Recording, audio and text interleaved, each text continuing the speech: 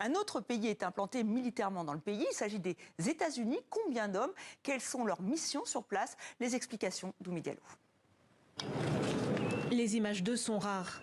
Début 2015, le président Mahamadou Issoufou se rend à la frontière avec le Nigeria pour saluer les bérets verts, force spéciale de l'armée de terre américaine. Cette année-là, Washington et Niamey signent un accord de coopération militaire. Les deux armées peuvent désormais mener des opérations conjointes. Washington forme et équipe les soldats nigériens. À la faveur de l'opération française Serval, lancée en 2013, ils se font discrets. Pourtant, l'aviation américaine est déjà au Niger, avec quelques 200 hommes. À l'époque, la Maison-Blanche en évoque seulement une centaine, en appui à l'armée française.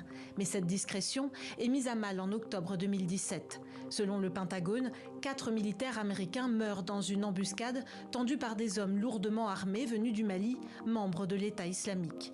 Le grand public découvre alors la présence des Américains au Sahel dans la lutte anti-djihadiste. Nous avons des défis sécuritaires sur presque toutes nos frontières. Donc si vous voulez par exemple opérer au sud-est vers Difa, vers le lac Tchad, ou si vous voulez opérer vers l'ouest, la position d'Agadez, vous voyez qu'elle est plus centrale.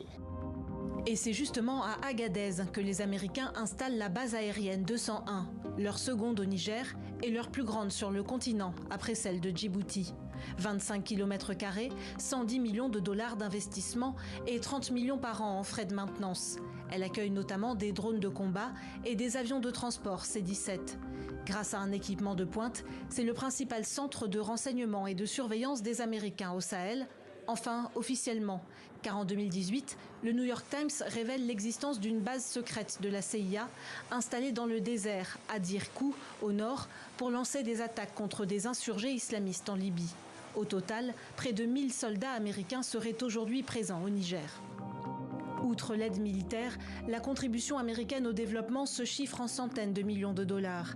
La semaine dernière, le président nigérien déchu, Mohamed Bazoum, choisit d'ailleurs le Washington Post pour s'exprimer depuis le palais présidentiel, où il est toujours retenu par la junte. Il met en garde contre les conséquences du coup d'État qui pourrait faire tomber le Sahel sous influence russe.